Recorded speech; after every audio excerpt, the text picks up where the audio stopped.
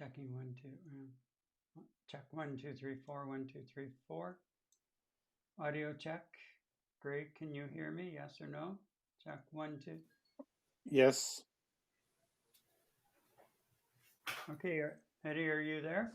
Yeah, I'm back, Gary. I just reloaded. I'm not hearing you, but I'm getting the mic level, so I don't know what's happened here. Like, Yeah, we're hot here. Major meltdown.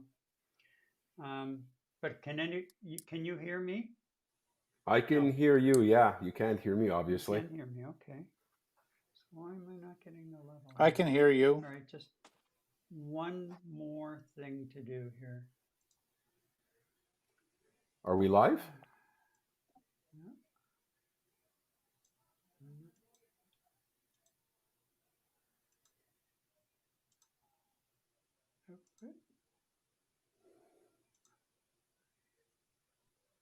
Okay, well, everybody can hear me, but I can't hear anyone. Isn't that interesting? Can you hear me? Okay, so let's do it this way. Well, I work on the technical side of things, and I apologize for this, but all of a sudden everything fell apart. Maybe Eddie, you got to why reboot. don't you go down to segment 2 because Greg's already here, and I'll work on the audio, but I'll keep an eye and switch back and forth. And let's get segment 2 started. How about that? Okay, give me a sec. I'll Okay. get prepared All for right, that. So I'll bring it down to you, and away you go. Okay, very good. Okay, Greg, you still there? I am indeed. All right. Well, ladies and gentlemen, we do apologize for the last minute technical difficulties. They do happen from time to time, and it was really unexpected. So we'll get ahead with segment 2 while Gary gets everything prepared, and we'll continue with the show. And thanks for your patience. So, as you know, the holidays are supposed to be cheerful, but they can trigger intense stress and emotions, even for those who appear fine on the surface. To find out what to do when the season feels heavy and how to help someone who is struggling, Greg Zed is a mental health professional and certified in suicidology. Greg? Yes, it's great to be here and an honor and a privilege to return to let the conversation begin. And quite timely that we would talk about this great segue to talking about stress for the holidays, because a little bit of information goes a long way. And what we know and are aware of can, in fact, help us not only cope during the holidays, but actually thrive. Okay. And So, what are you getting? I mean, nowadays, I mean, as we approach the Christmas holidays, I mean, I'm walking about town here in Montreal, the Griffintown section, and as time's progressing, I'm finding more and more of the homeless people struggling for handouts and looking for people to help them out, and we see more and more of this. What are people doing to help these folks out, or what do you think we should do? Because it's also a stressor for me as someone who's doing okay in life, and just trying to find some ways to help these individuals out. It also has a little bit of it's a little bit of a depressing moment for myself as well, Greggy, right?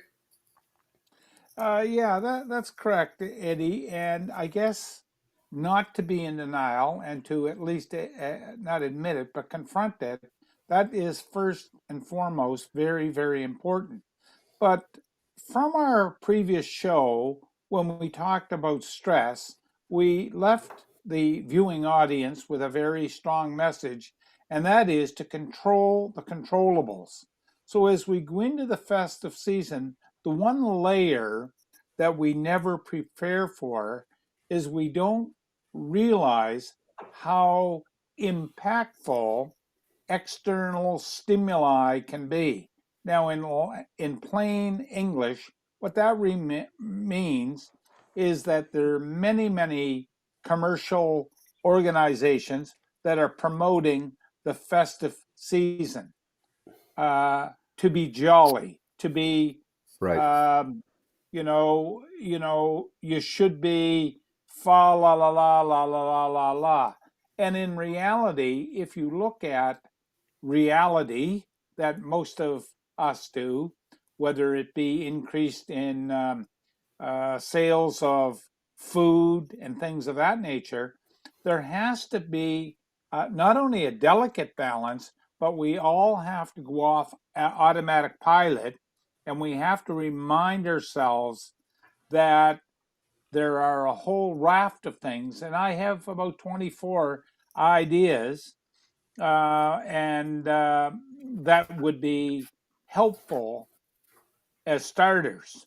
And the Right. first one is you're not required to feel festive to be validated. In other Hmm. words, for you to be valid, you don't have to be festive.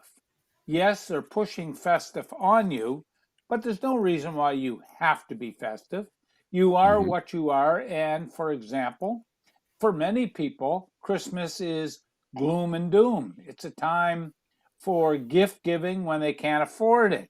And so you got to be very careful not to be swallowed up by that overarching, or, you're on the other end, Mr. Grinch or Scrooge. You don't have to visit, for example, traditions that hurt you. In Right. other words, if you've had an experience which seems to be hurtful, why would you cognitively go back into a situation? So stay away from toxic situations that you have a feeling of uncomfortability, Hmm. and you certainly don't have to spend money to show love. So there's the top three right off the bat, in terms of people sort of feel, oh, gee, I got to do this, I got to do that. Hmm. And even others have promoted giving handcraft things or something that's bought local or something, but not bend your pocketbook just to try to show love at a very narrow time, and then get into a budget crunch in January where you get your bills in the mail and you can hardly see yourself seeing yourself beyond your see the end of your nose, for example, because you're in debt. Fourth one is your worth is not tied to a gift. In Right. other words, when you go out, if you're going to have a Yankee swap or whatever, you don't have to go and shoot for the stars.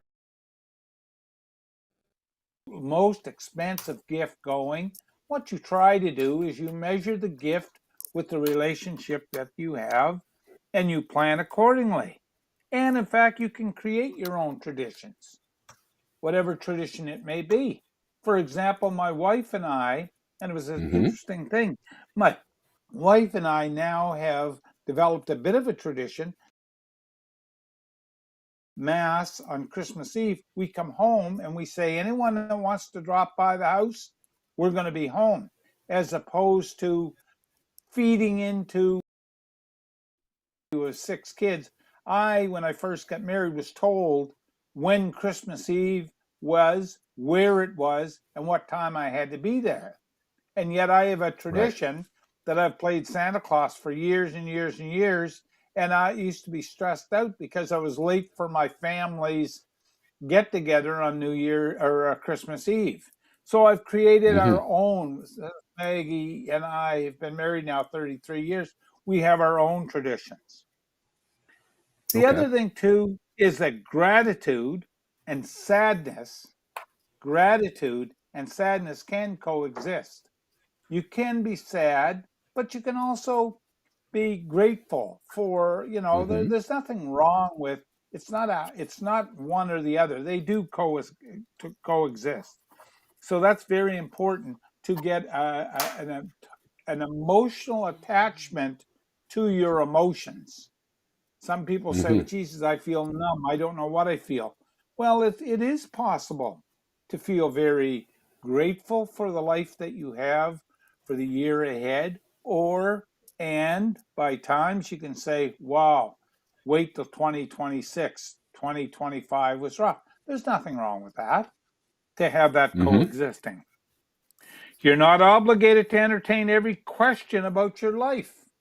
I mean, people want to get into, particularly on social, what are you up to? I remember coming back from university, I just froze to go to a family gathering. They wanted to know what you were doing at university, how are you making out, what are you enrolled in, and the standard questions. And I always felt that to be pressure. And I would really say, geez, are they not interested in me? Just how am I doing? What are you up to? What have you been doing? But no, you become a slave, if you want, to answer all the questions that may be directed at you, which are probably not as malicious as they sound, because people are making small talk. Another one that's very important, particularly with family, is it's okay. They often say, oh, make sure you take your own car, but leave early. There's no reason why you have to plug it out. Now, you don't go in and sort of say, okay, I got an hour to stay here to tolerate, because you're setting yourself up. But, enough, not distraction, but the human body and the human mind can only take so much. And when you're feeling, exhausted and mentally drained, it's like a bank account. And emotions can get draining.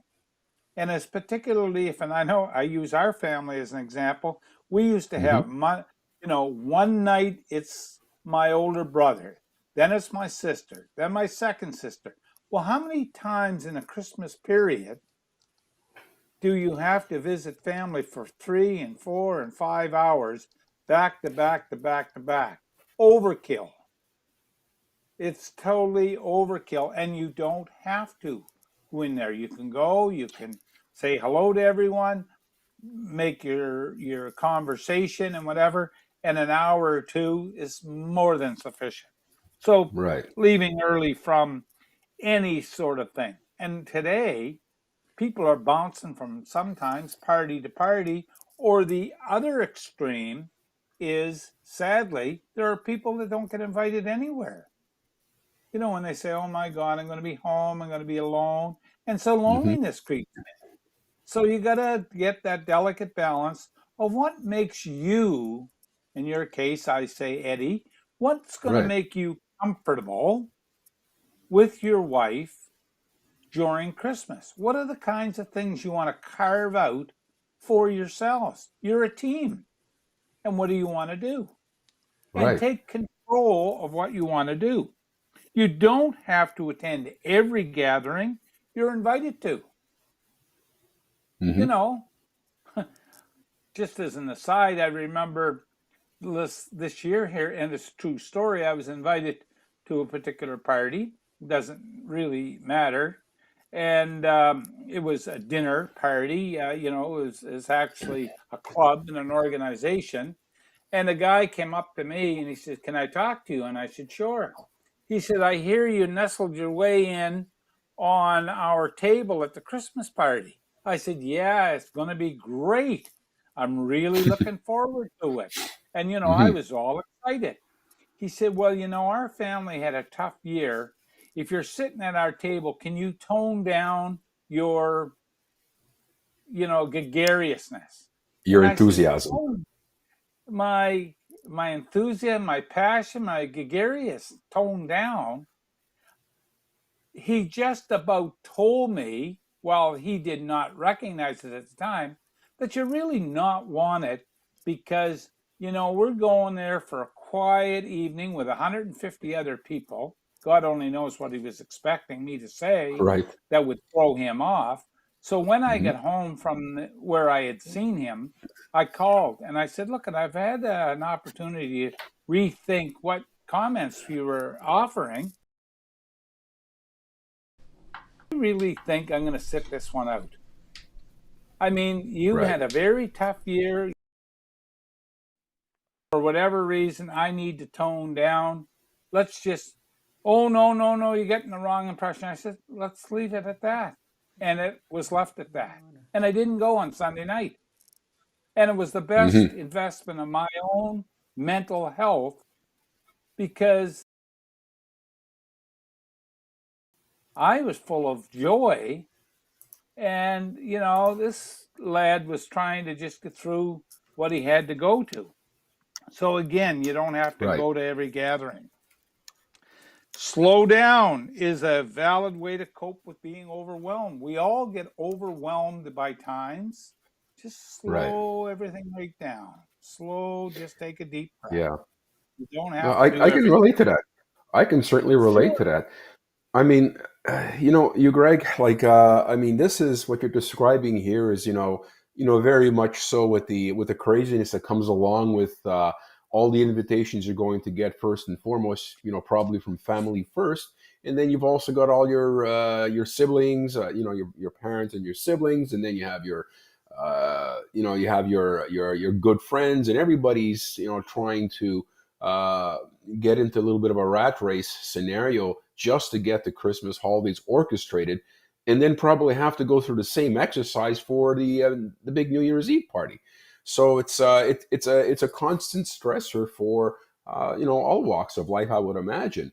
Um, the thing that No comes to question. mind, Greg, yeah, the thing that comes to mind, Greg, is you mentioned about us having to dodge various questions at the table and so on and so forth, which invariably will come, depending on the group you're with, large or small.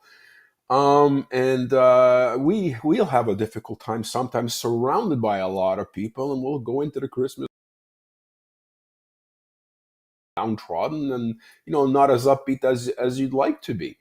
You know what? And perhaps a social gathering is just what a lot of people might need to brighten their spirits during, whatever difficulties they had during the course of the year, to make them feel a little bit better, surrounded by family and friends. So I would imagine it can be a very therapeutic exercise if you do actually make it to one of these activities.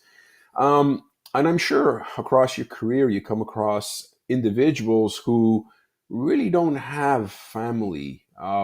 They don't have any close friends, and I can't even imagine it might be going through where they probably want to be part of a group and celebrate the holidays and into the new year. Um, what do you suggest to the individual that really doesn't have that social circle, that close social circle, and try to is there any suggestions that you can make in terms of them enjoying their own company, what they can actually do to make the best out of this particular season? I'm sure you come across this very often. Yeah, that's a very, very difficult situation. And I'll go and step out of my comfort zone just for a second around the holidays and say many, many countries, particularly Australia, for example, are recognizing the whole role that loneliness plays in our life. And they've actually got a ministry of loneliness. So we have to capture the fact that Checking one, two, Canadians three, from four. coast to coast to coast can be, surprise, surprise, lonely. There are a lot of people who Right. have lost their spouse. So that speaks to the first point I was making about the season bringing mixed emotions. So not Right. everyone's got to be happy. The second thing that ties into what you're getting at is then if you're a bit of a loner to begin with, and you don't have a social circle, the 11 and a half or 11 3/4 of the month, therein lies the problem. Right. And so, as a caring community, organizations, whether it be social clubs like Rotary, Lions, etc., church groups, or people of faith have, it's to figure out and how can we be creative so that we get to what I call high risk people, Hmm. people that are lonely or by themselves. For example, in an apartment complex, inclusion. What do we do as a society, not around Christmas, but in general? For example, in the suicide world, we think it's great enough to post, there is help, there is this, a number and all that. But are we kind? Do we go Right. down the street and say hi to someone who we haven't seen? Or in church, do we say, oh, by the way, what are your plans for Christmas? Do we Right. reach out to strangers or neighbors or whomever? The answer simply is no. As a Hmm. society, we have not been an outreach society, but yet major organizations such as the Salvation Army, for example, and other organizations like that, the Canadian Mental Health Association, will talk about the numerous things, including food banks and shelters and organizations like that, that are dealing and trying to support the hard to reach. And in Canadian life, it's the homeless. We have more people per capita now living on the streets in the last year than we have in the last 10 years put together. Wow. So, what and how do we become as a society? And my good, cherished friend from music days years ago at Dalhousie University, Valdi, and I had coffee on his way through to Nova Scotia. He was playing a gig in Nova Scotia, and he came over on the Digby boat, and we got talking about life in general. And he says, Greg, you spent 50 plus years without a sick day in addictions and mental health. What was your biggest notice that you've seen over time? And what I said to him, and he was flabbergasted, that came out of me. I said, we have lowered our involvement of empathy. Hmm. Empathy in whether it be public policy, it lacks empathy. It lacks empathy. It lacks Wow. empathy in the fact that we don't reach out. We call it outreach and we talk about wraparound services, but look at the individual who we wrap services around. They're all paid services. They don't have friends. We don't teach people how to network. We don't teach the skill of how to get people that are, included in our church groups or in our social groups or in our hockey games or whatever it might be. So, to the question earlier raised, what do you do with the homeless person on the street? You have to figure out and carve out not a limit, but what is your Hmm. framework? What Right. are you prepared to do? If you want to donate or a meal or something like that, then that's one way of doing it. Many Hmm. people think if you give them money, it's only for drugs, and they make that decision that no, I'm not going to give them any money. So you give them maybe a coupon or a voucher for meals or whatever. Um, so I think really it begins way before holidays.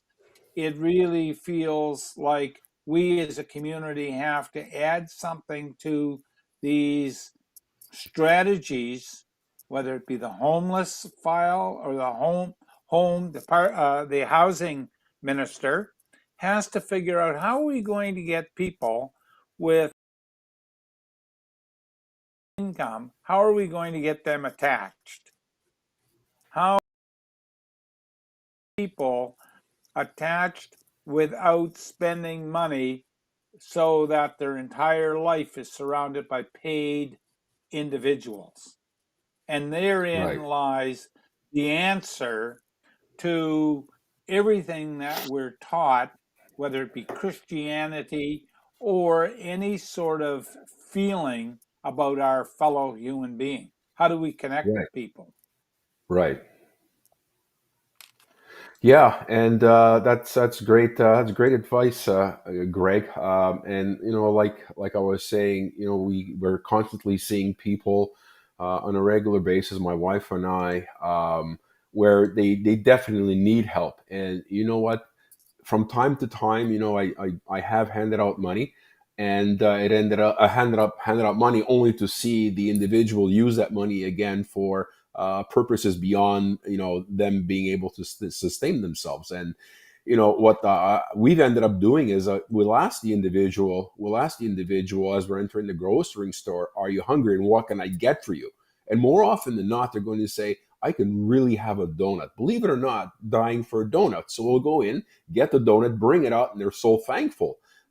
We've done the sandwich thing. Have you eaten yet today? There's this fellow outside Metro. His name is Mike. Really nice gentleman. Spoke to him a little bit, asked him for what his name was. Can I introduce myself, to get that personal touch? And you can just see the person's eyes light up a little bit just for the fact I stopped and I asked him what his name was and I introduced myself. That goes a long way. And then by saying, "Wait here, I'll be out in 15 minutes and I'll bring you a sandwich." And normally what I'll do is I'll bring him 2 sandwiches. I'll bring him some milk. I'll bring him some orange juice, a bottle of water. And on the way out from the checkout line, I'll get a bag of chips and a chocolate bar. And just to see the individual's face light up is absolutely, it's self-rewarding to see somebody appreciate what you've done.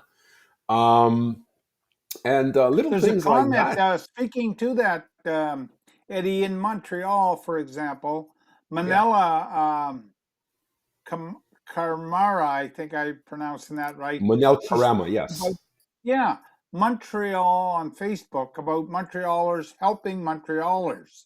So there's a situation where someone can reach out, and help someone like that. Again, it's being aware of that particular thing.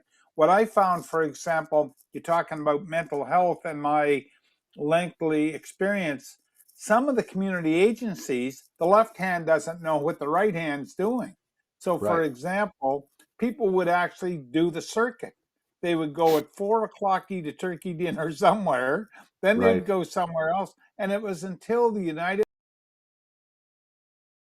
tried to coordinate an effort because there's oodles of money and effort being made by lots of people to coordinate and support people, right, but it does not at all hit to the serious issue we have in this country, and that is where each and every individual, for instance, has a basic living means. It's as right. simple as that.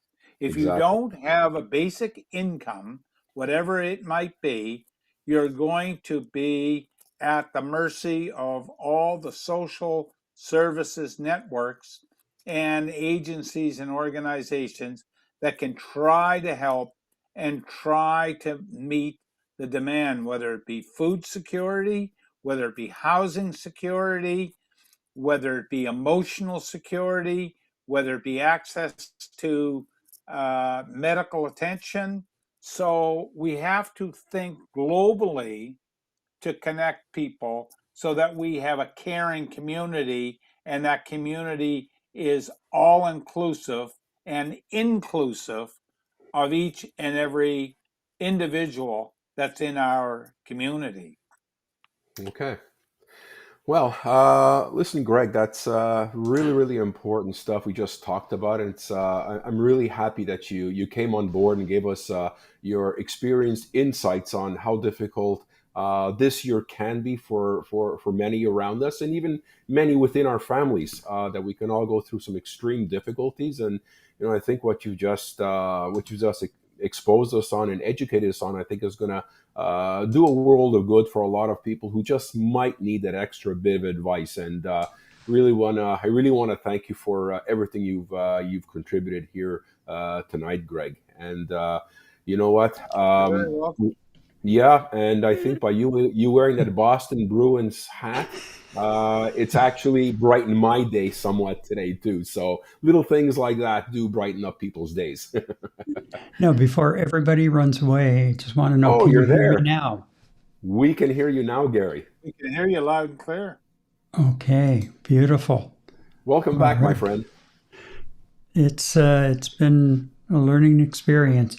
Greg, seeing as things are going the way they're going, and you do have that festive spirit, maybe what we can do is we're going to do the show kind of rolling back, and then we'll go back to segment one after, if everything holds up on my end. But how about if you stick around and let's talk about the Christmas movies?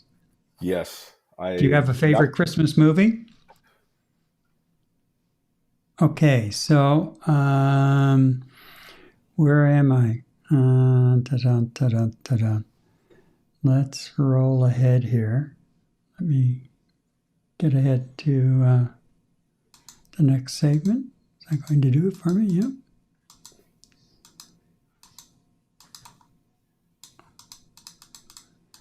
So we're gonna do segment 2 into segment 3, Gary. Right. All right, I can lead us off. Okay, good. All right. Well, coming up next, the Christmas movie round. And just for our viewers, Gary and I enjoy putting together Night Talk Canada in our conversations, both here and in the comments following our streams. And if you would like to show your support on the next level, you can buy us a coffee. Scan the QR code or click the link below. We appreciate your support. And Gary, it's great to have you back. Going solo for the first time has been actually a pleasant experience. You know, Greg helped us along here, and it was actually going along fairly nicely. And I'm really, really pleased you have come back and made it back onto the show. Well, I hope I didn't miss too much on the camera changes. I was trying to watch the screen No, and change the cameras back and forth yeah, to make sure that everybody was matching up. However, anyhow, let's get all to a right, festive note now. Okay, very good. we're going to Which call this one the Great Christmas Movie Throwdown. Yeah, and challenge to the two of you and challenge to our viewers. Which holiday movie do you think is the best and why? Right.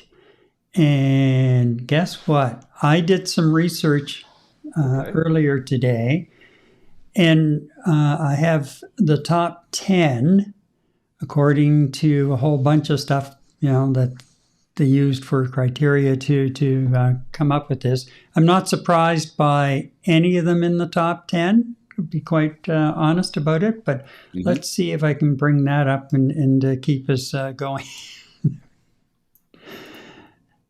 Screwing anything up here. Okay, where did I put those? Oh, yeah. Just bear with me while I hmm find my spot.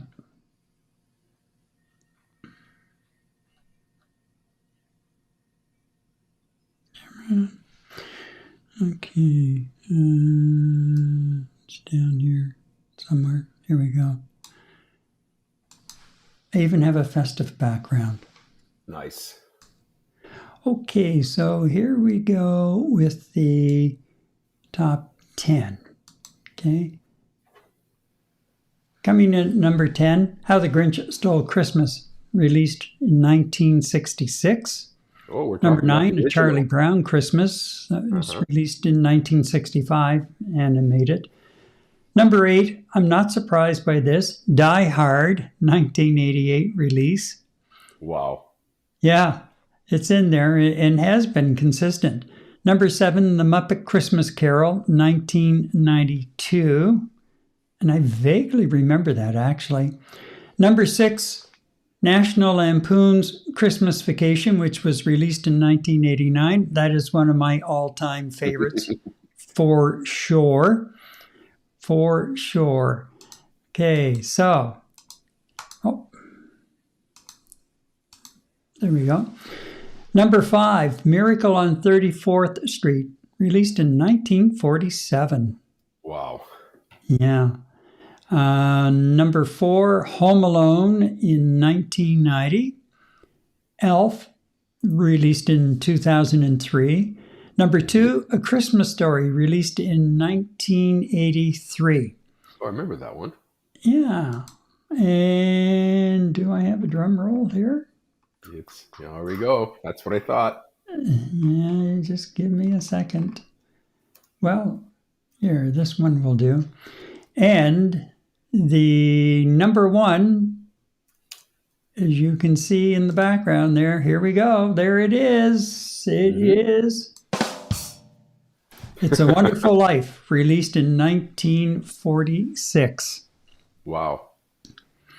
Now, as I said, and it's become a family tradition in the MacDonald household, and that is to Christmas Eve sit down to National Lampoon's Christmas Vacation.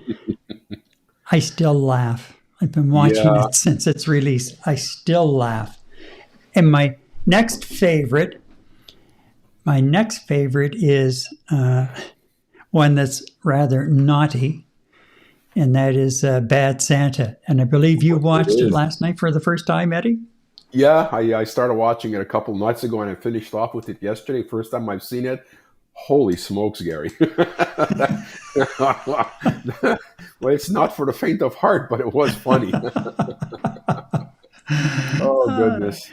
So Ed, or Greg, I'm sorry, what's your favorite? Well, I have to say, of those, believe it or not, it'd be the 34th.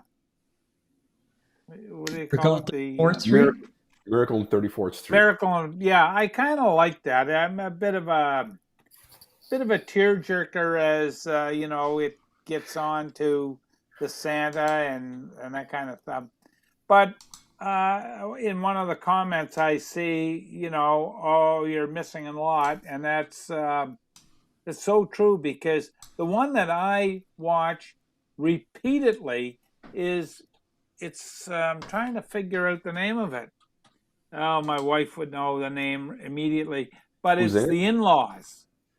And it shows about the in-laws. I'm trying to think of the name, but they go and they have to visit, and they end up going away, but their plane got canceled. And so the network interviewed them at the airport. And somehow these people had to go to the in-laws, the outlaws, and make all the visits. And how they sort of strategized, what are they going to say at the table at each of the in-laws, like the different families. Right. What is the name of that? I want to say something got the word in-laws in it. Oh, that movie does not ring a bell, Greg. Yeah, I'm looking down through the list. Because I have a list of top 20 here. I'm looking down through the list. I don't see anything like it. What I can do... No, I was going to say I can leave and ask my wife. Oh, can I call a friend? Yeah, why not? Yeah. Just yell out of your office. She'll hear you.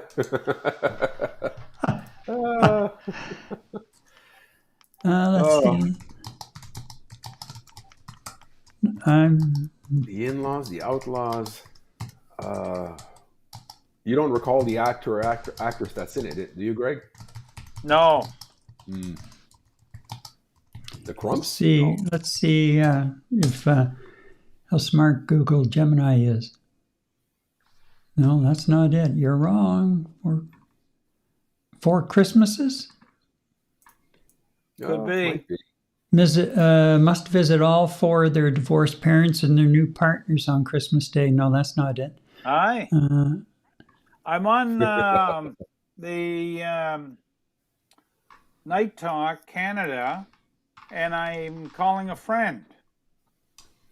And the discussion is around the Christmas favorite movies. And the one that has the in-laws visiting, and they were caught being interviewed at the airport. And what's the name of that movie? We should start Four Christmases. 4 Christmases. Okay. Thank you very much. I used call a friend, like you can use the audience, or okay. So I used call a wife. It's not Uh, cash cow. It's on Night Talk Canada. That's being aired throughout the world, Live. not cash cow. So thank you very much. It's called Four Christmases. Four Christmases. Well, AI, commonly referred to as amateur intelligence, has not scoped that out whatsoever. It's not on the list of 50. Four Christmases. Thank you But very you know much. what? Bye. Remember, I asked if it if it could identify one with about in-laws and that, and that's Yes. Four Christmases, released in 2008. A couple That's must my visit favorite. all. We watch that Yeah. all the time Okay. because not only do I front as a very gregarious person, I always like to, what's the word? Talk the talk and walk the walk. So why would I try to communicate with people in general and say control the controllables if when I am going into a situation or a scenario that I don't sort of role play it out? So the expectations, if I'm going to go somewhere, I will maybe not as formally as what do you hope to get out of this visit, but my wife and I will have a talk and say, okay, we're going to such and such a party. We may even jokingly say, what's the word that when we're ready to both leave, rather than me tug on you, Right. whether it's mistletoe or tinsel or what's the cue, so that we're in sync. So I'm not saying, Maggie, geez, do you think it's time to go? And she's deep in conversation. So, that way there, not to swing back to session 2, holiday stress and emotions. It's good to understand that, to have expectations. So going into a Christmas season, for example, Mhm. what are your expectations? Are you going to go crazy and buy gifts and do this and spend your way to happiness? But try to control the situation. So, in conclusion, and without monopolizing the conversation, the question was, what's my favorite? It'd be Four Christmases. Four Okay. Christmases. And you know what, Gary? Oh, thanks for that, Greg. That's I'm really impressed by the way you did that. You got an answer right off the bat. You should go on that show. How do you want to be a millionaire? You did pretty good there.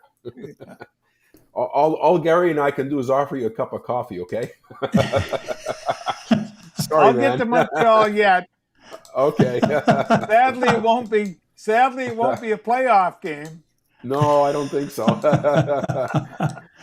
Well, Gary, you know what? I mean, I think Greg is right. Not to go back to segment 2, but one of the things my wife and I have been doing consistently is just to get into the spirit of forgetting about the pains of the world, is to start watching some of these shows, and they can be classified in all different ways. And I look at it from what are the classics. I mean, I think that list you produced just before, Gary, had a lot of classics on there. Miracle on Yeah. 34th Street. It's a Wonderful Life. I mean, these are the traditional Christmas classics. My favorite from the classic category is A Christmas Carol, and that's the one with Alistair Sim. There have been a lot of movies, called A Christmas Carol or different titles, written by Charles Dickens, I believe, right? Yes. Alistair Sim is my favorite actor in that particular role. Miracle on 34th Street, the original. My wife makes sure to point out the original with Natalie Wood in it. That is her all-time favorite. She just loves that film. Yeah. And of course, It's a Wonderful Life. Who doesn't like that? I mean, that's anybody who's seen it at least once. I've seen it numerous of times. It really puts things into perspective on how life can get difficult and what you can do to find out what are the important things about Christmas and the spirit itself and what is important to you. And I think Greg mentioned that. What is important for you and what can you actually control and do the best you can with it. So I think, it's a wonderful life. It kind of speaks to segment 2 in a large degree, Greg, and on the summary you just provided us, right? Mm-hmm. Yeah. So there's that. Yeah. Now, the other 2 classifications, Gary, of course, you have your romantic comedies, and there's plenty of those. And then you have the comedies. So let me put this to you. I don't know if you guys have actually sat down with the better halves, with your wives, and sat down and watched a romantic comedy. Do you guys got any preferences, or do you have any favorite picks for your rom-coms? No, I can't No? get past the opening credits of Oh something boy. like that. Yeah, like take the Not at all? Hallmark channel and go. Oh my! There's yeah. some of the best stuff. My wife and I, we love Yeah. Love Actually. I mean, if you want to watch something that kind of hits all the marks, Love Actually. I mean, this has got an all-star cast: Hugh Grant, Liam Neeson, Martin McCutcheon, Bill Nighy, Colin Firth, Emma Thompson, Keira Knightley, Alan Rickman. It's an absolute classic, guys. If there's anything you want to look at with your wives that both of you are going to enjoy, with a cup of warm tea, a glass of scotch, or whatever your concoction of preference is, it is a great film to watch. It's one of our favorites. And then, of course, there's The Last Holiday with Queen Latifah, and The Holiday with Cameron Diaz and Kate Winslet. Those are the ones, just to round off the ones you obviously didn't watch. So I suggest you watch these with the wives if you want to gain some brownie points, as opposed to watching a Bruins Montreal Canadiens game, Greg, where the Montreal Canadiens win. I would strongly suggest you watch Love Actually, Last Holiday, and The Holiday with your wife. She'd certainly appreciate it. See, that's really setting up an expectation, because the inference in what you're saying and offering is watching a movie with my wife is one of the boxes to check off for entertainment. When in fact, I would respectfully submit to you men on a live broadcast, the lowest priority in our home is watching television together and the same thing. So in other words, what we try to do is create what are the kinds of things that we like to do together, whether it be shopping. There are many men that say, no, dear, you go ahead. But Maggie and I love shopping at grocery stores together, for example. Naturally, vacation together. Watching TV has not been, for example, as we speak, not to embarrass her publicly, but she's just loath to get at Coronation Street. And I know my sister loves it. She watches it Sunday morning, and she watches a week's worth of Coronation Street. I think it's the stupidest thing. I can't see there's a prime example. The TV joint viewing that we might do is Family Feud, Who Wants to Be Contests, and things like that. But to get into a movie ain't going to happen in the Zed household. We do the odd Prime or Netflix, but no, I don't think we don't. Maybe our wedding video, we watch that 3 or 4 times a year, even after 30 years. But nice. No, TV. But I get the gist of segment 3, that just like the argument about natural versus, like last week, the trees, there are classic behaviors at Christmas, and watching television and cornerstone movies is usually a favorite pastime of a lot of people. It just doesn't have to fit into our lifestyle, I guess. Yeah, for sure. For sure. Well, Gary, Deborah has given up on watching movies with me because I'm asleep before the opening credits are finished. And however, we do watch, like we have some favorite shows, Slow Horses on Apple, phenomenal. And we'll watch that together and I actually stay awake. And there are a couple of other series on Apple that we do watch and quite enjoy. We watch together, and sometimes our TV watching on the sofa is her stretched out with her earbuds in watching something on her iPad, and me sitting there with the TV, the volume on low, and watching something on the TV, usually something on YouTube. But we're together. And, the dog's coming and going and, doing his thing as well. So it's a sharing moment, but not necessarily what we're sharing is the togetherness, but not necessarily what we're watching. Right, right. True. So, And that's important in a relationship. Yeah, exactly. yeah. And like everyone's got their own viewing habits in their households. And, during the Christmas, getting ready for the Christmas holidays and whatnot, we typically enjoy.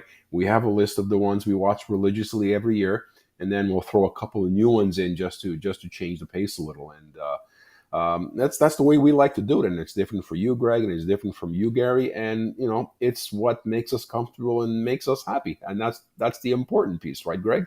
And that's the way we do it in our household. Gary, quick question for you. Yes. You mentioned Christmas Vacation by Chevy Chase as being your all-time favorite, and you mentioned that you and Deborah watched this, which is wonderful, right?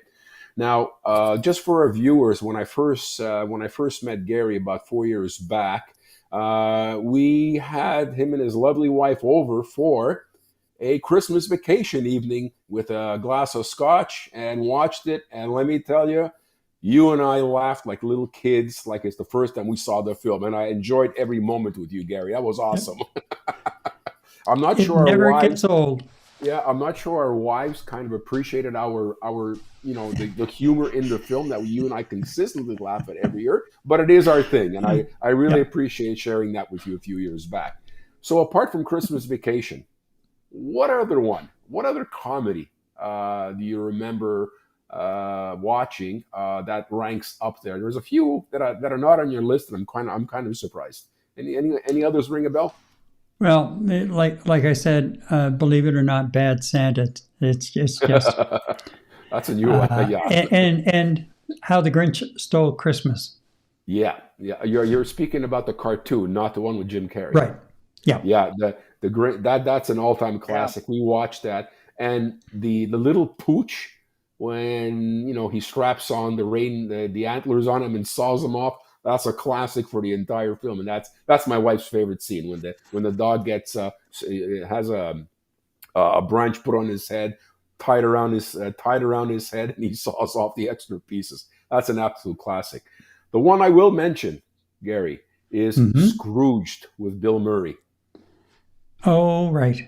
Yeah, right. That one. Scrooge with Bill Murray. That one kind of ties into the Alistair Sim film, Christmas Carol, and it actually portrays it quite well with a spin of comedy, a good healthy dose of comedy, and I think it's well done if you need a bellyache. So if you haven't watched that one, Gary and Greg, I'd suggest you take a look, and then. You also have your classics of your Home Alones with Kevin McCulkin and Santa Claus with Tim Allen. Of course, you mentioned Elf.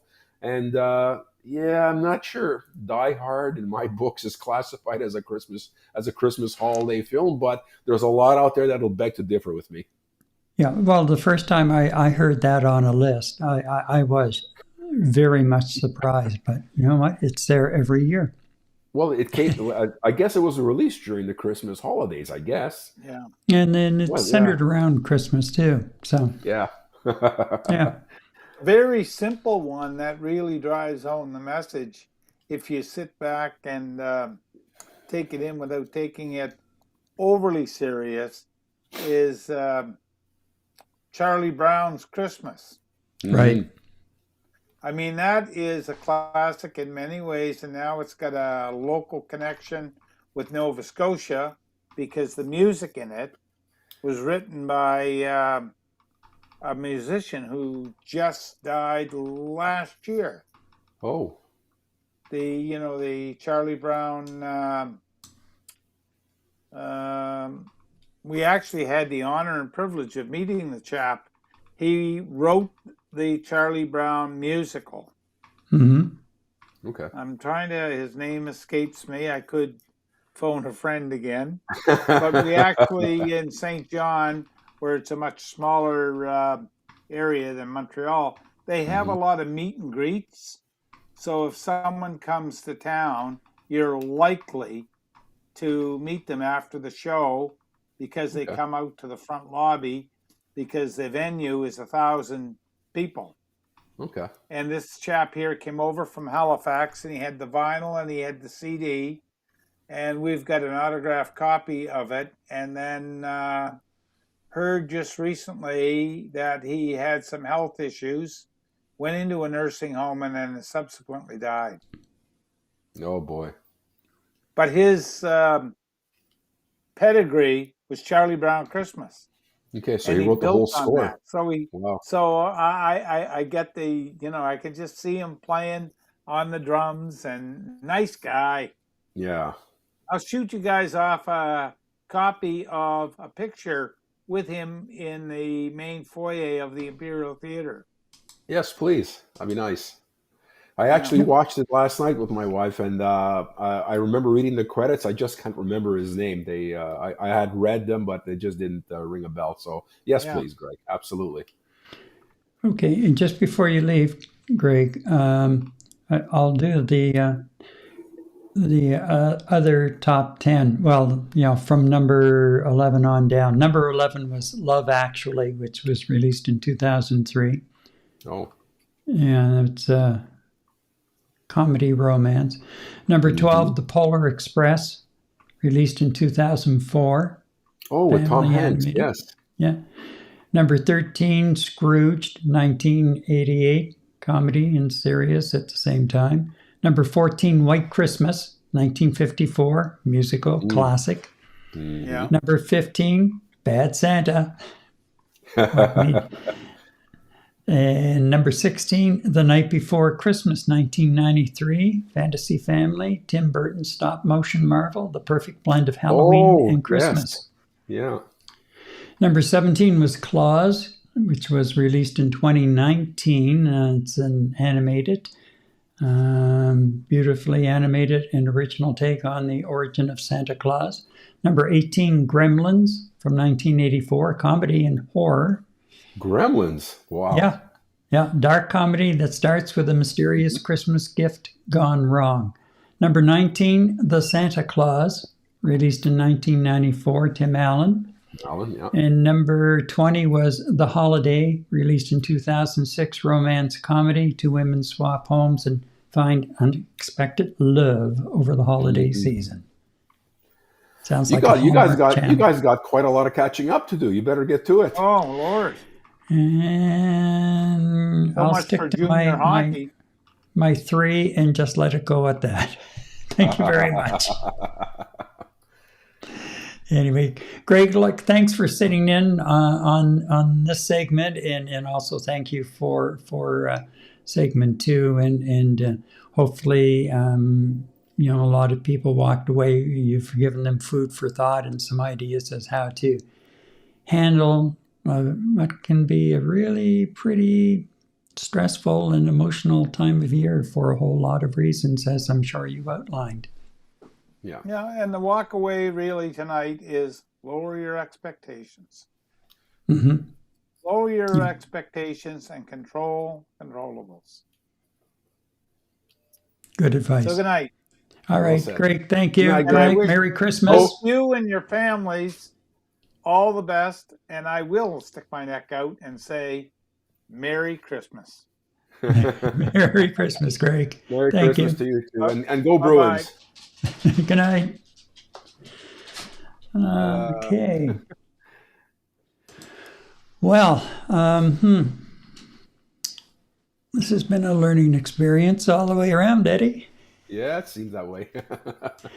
How do we top this one?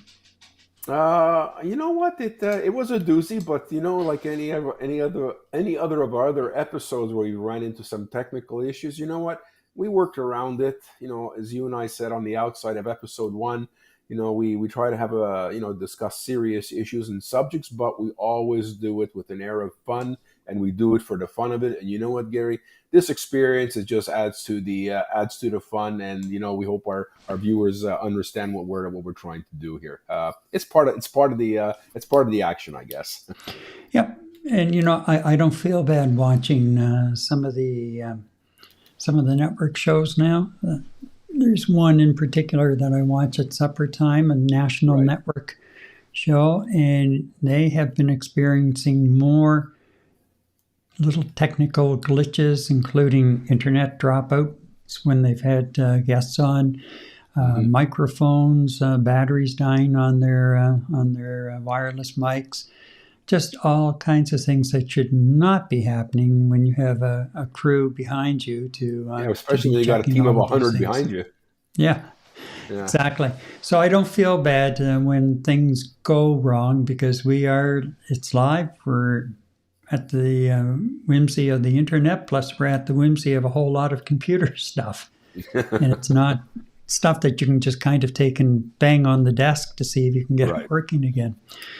All right, so let's jump in, because this one is really something to be on the radar going forward from today onward. And as we get into talking about this a little more, you'll see why.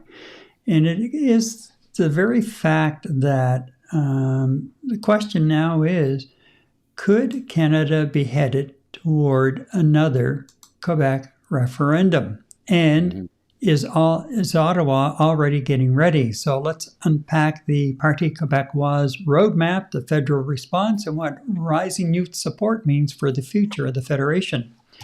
Now, recent reports indicate the federal government is starting contingency planning for a potential third Quebec referendum should the PQ win next fall's provincial election. The party has publicly discussed a roadmap for independence, including a long transition toward a distinct Quebec currency. This, as polling shows, a rising level of sentiment among Quebec younger people, as far as support for some kind of distinct sovereignty.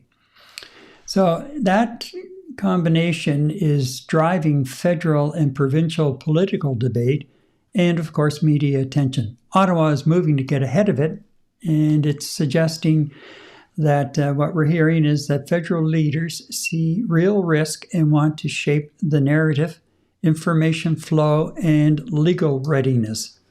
That affects national politics, markets, rights of citizens, and Canada's international standing. Now, Eddie, you may recall in the last one back in 1995, when the dust had settled on that really, really very, very, very close vote, that it came to light that the federal government was not really prepared and ready to jump in with a proper campaign to offset the sovereignty movement.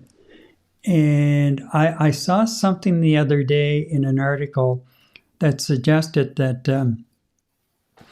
at the time, the federal government even, it was suggested that they start paying closer attention to immigration, to immigrants coming into the country, and to see which side of the question that they would land on.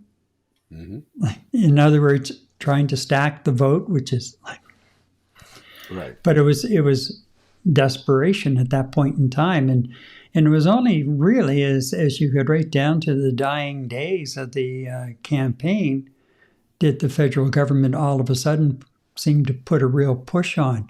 This time around, they're not taking any chances. And of course, the other side of it is you've had the same sort of discussion cropping up in Alberta. Right. So they have to be prepared for that. The question here in Quebec is, or for the rest of Canada would be asking, well, really, how close are you? You're talking about a provincial election in the fall of 2026. How close would the PQ be to winning? Well, Hey, look, you know what? I don't think I've ever seen this type of a, well, I lie. The last time I saw this type of a margin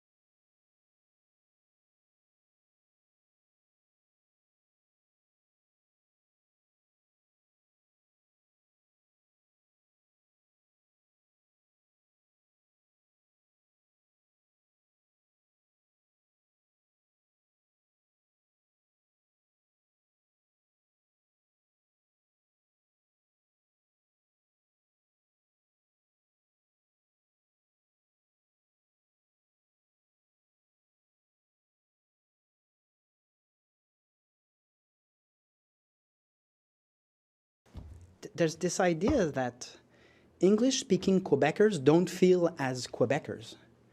Not only they're Quebecers, but they feel on many, many topics. They see the reality in the same way as Quebecers. They are fully Quebecers, and the topic of that ad is very important.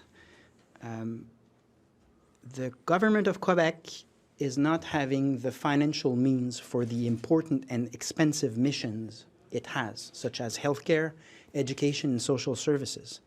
And the question as to whether we get our money's worth when we send 82 billion to Ottawa, what do we get in exchange, except for this waste of money at the public service that has just exploded. It costs now more than 60 billion a year in public service in Ottawa for almost no direct services. It's a real topic, and it's a topic concerning all Quebecers. So it's important for me that we have done that, and I just wanted to say it.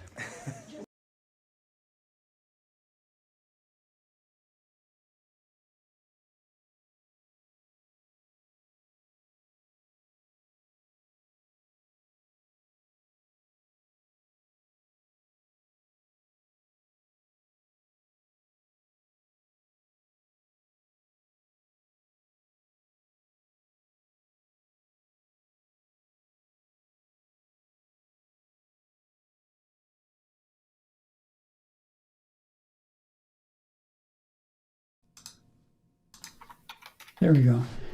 He really does seem to have all of his T's crossed and I's dotted.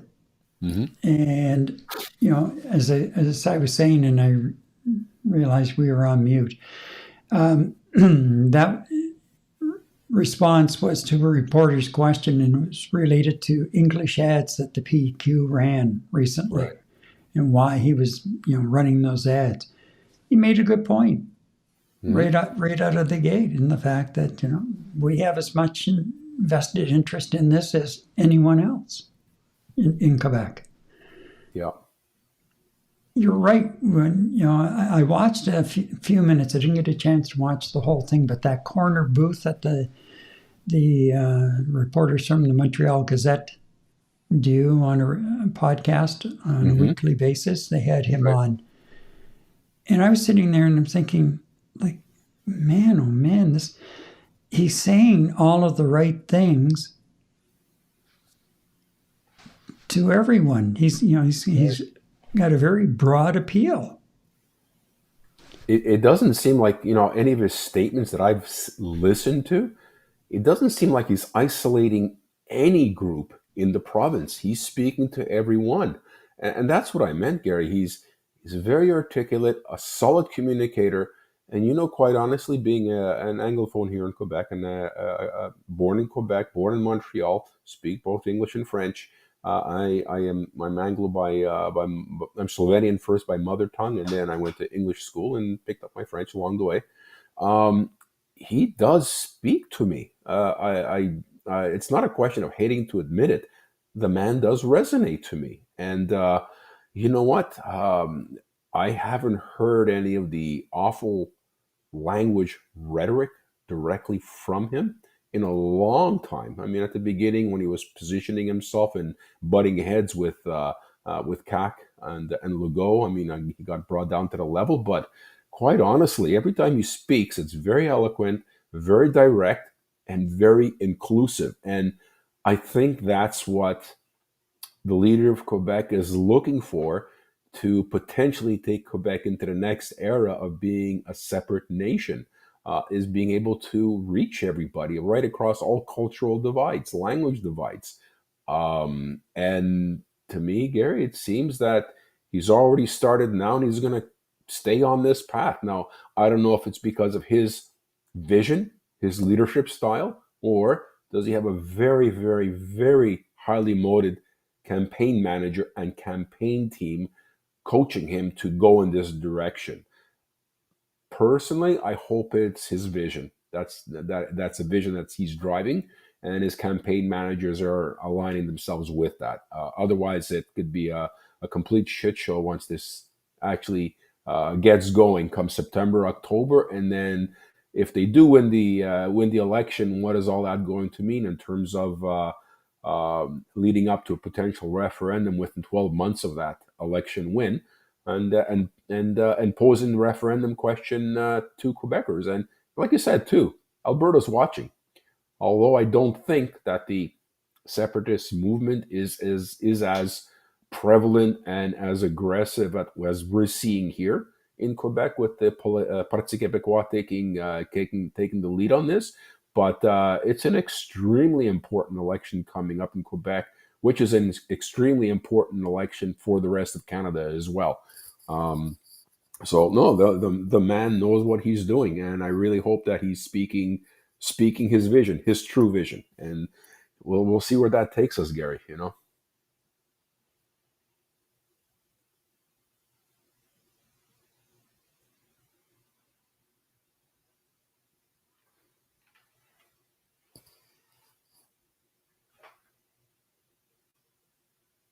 Gary? Oh, I think we're running into some technical difficulty again. There we Gary? go. Yeah. Yeah. Okay. There's some weird and wonderful things going on tonight. Anyhow, it's going to be interesting to see how they ramp up in laying out to more of their plan after the holidays. Mm-hmm. As we head down to the vote in the fall. Where are you, bud? I can't see you. I'm doing three things at once here. Sorry about that. Let's go here. Don't worry about it. Let's try this. No, let's try there this. There we are. We have a conversation. Anyway, they've been laying out certain planks, and he said he's going to be very, very transparent, very open about how they're going to achieve sovereignty.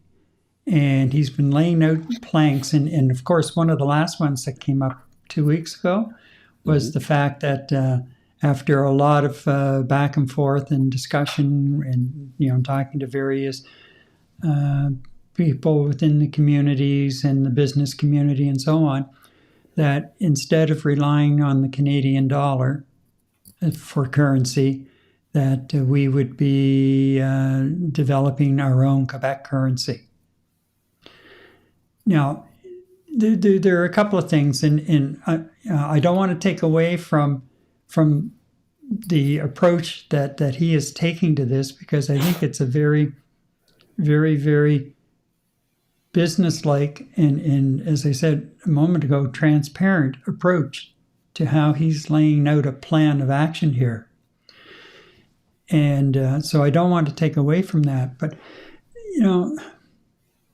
and I know it's probably come up on more than one occasion during the last two campaigns and since, whenever you start talking about Quebec sovereignty. And that is, first of all, did anyone ask the federal government if, in fact, Quebec, or even say if Alberta decided to leave, that they could continue using Canadian currency? What about federal property within the Quebec? Yeah. Who gets ownership of that? And if Quebec gets Indigenous ownership property, of it, for how much? And Indigenous property. Yeah. And that's a whole new element that was there in the past, but not as out front as it is now, in relation to everything. So that's a whole other road to cross when trying to put this all together. Right. So, but still, it seems to be a very, very business-like, straightforward approach as to how he's going about this. And he's gaining ground. And he was just handed an early Christmas gift with Legault saying he's not going anywhere. Mm-hmm. Yeah. With him or without him, I don't think the CAQ is going to win another mandate. There's just no way at all. No. So I guess he's going to go down with his burning ship, right? Yeah, absolutely. And when he could have stepped away and maybe saved the party from being basically pretty much wiped out, Right. to at least hanging on and showing a thread of strength along the way. Let's go back to the 95 referendum just for a moment. And that was under Premier Jacques Parizeau of the Parti Québécois, seeking the mandate to declare Quebec sovereign after formally offering a new partnership to Canada. Of course, as you mentioned, Eddie, it was fiercely emotional, the yes side gaining significant momentum, largely led by the charismatic Lucien Bouchard. Right. Especially when he showed up on the scene. Yeah. And then the Federalist No campaign, led by Prime Minister Jean Chrétien and others, but it was widely criticized for a slow start and poor organization. And I've read, as I mentioned earlier, read that reference on more than one occasion. Ultimately, of course, the no side won, but by the narrowest margins, 50.58% to 49.42% of the vote. The one thing that came out of it was it led to the federal government later passing what's called the Clarity Act, and that was in 2000, to govern the terms of any future succession referendum. And it would center around the question, the wording of the question. So the wording of the question, which is very diluted. Yeah, exactly.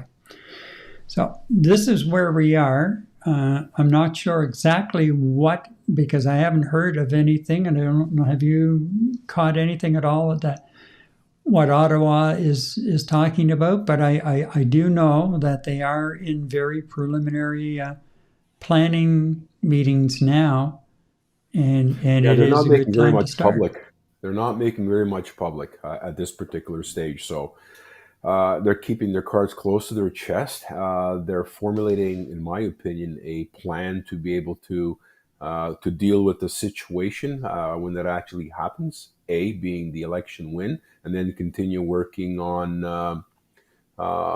their program to deal with the referendum. And Gary, who knows? I mean, I know it's against the law for interference in any sort of provincial elections, but that doesn't necessarily stop the federal government from contributing some influence in terms of maybe working against the Parti Québécois. I really don't know. Social media, you can do all kinds of wonderful things on there, Gary, to influence public opinion or to sway public opinion. So who knows what the strategies are going to be. But at the end of the day, I'm really pleased that there is a strategy to keep this confederation strong with 10 provinces and 3 territories. I don't think Canada would bode very well without Alberta, or it wouldn't bode very well without a Quebec, and then likely vice versa, Gary. If we look at the fallout of just the referendum loss in 1995, it took us. We still haven't recovered from the collapse of potential economical gains and international business. It was nowhere. It has nowhere been close now as it was prior to 95. And with the first referendum in 85 or 86, whenever that was, I can't remember exactly. And if you want to see where the Quebec economy or the Montreal economy has gone, just look at the Toronto skyline. Yes. That's where all the international money went. So, you know what? I'm hoping Plamondon's got a plan. He hasn't really spoken heavily about the economy. Speaking about a Quebec currency requires that you create a Bank of Quebec that's going to be internationally recognized. And prior to getting that, I don't think you're going to be seeing a dollar for dollar comparison in terms of Quebec in Canada using the Canadian dollar from a buying power perspective versus a separate Quebec using the Laurentian dollar, if you want to call it, as the currency here. The buying power is not going to be the same. So he's got to deal with the with the economic question, the question of economy. Yeah, it'd be great to have our own country. You know what? I love to own a hockey team as well, but it costs money. And the collateral damage that might come along with promoting separatism, without taking into consideration how we're going to pay for all of this, how is our economy going to grow with uncertainty, mixed in with the situation that Quebec right now is not a donor province, it's a receiver province. So what are you going to do without the transfer payments from Canada? There's a whole lot of things that this potential government needs to adequately deal with to be able to win a mandate of sovereignty from Canada. And you know what? I sincerely hope that the economic question is not put by the wayside, and then language comes to the forefront, and dealing on the emotions of Quebecers to win a referendum, because that's just going to be a disaster for the new country of Quebec. It just won't work. So look, I'm hoping cooler heads prevail. I'm hoping that Plamondon is sharpening his pencil and being able to deal with the question of the economy of a separate Quebec. We're not even close to being there yet, but he seems to me to be a very smart individual, and he's got a good solid head on his shoulders. And he cannot dodge the question: what are you going to do to build the economy of the nation of Quebec, of the country of Quebec? Long way from that. Very, very much so, Eddie. And you mentioned transfer payments and other special levels of funding, federal funding that come in on a regular basis. There's a lot to be said for that. Yes, we may be shipping out, a large sum of money in federal tax money going out to Ottawa. And yes, I agree that the cost of the federal government is far too high. It needs to be reined in. No argument there. But they have to realize that, yes, if I'm in Ottawa or the rest of Canada, and this is how I felt back in 1995, you want to go, you go. But there are a lot of things, like there's not going to be any association. You want to go, you're on your own. Mm-hmm. And you're going to have to figure it out the best way you know how. Oh, by the way, let's talk about the value of the federal properties that you're going to be paying for. Airports, seaports, that whole thing. Yeah, exactly.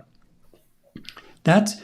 Those are some of the things that you don't hear because it becomes a very emotional discussion.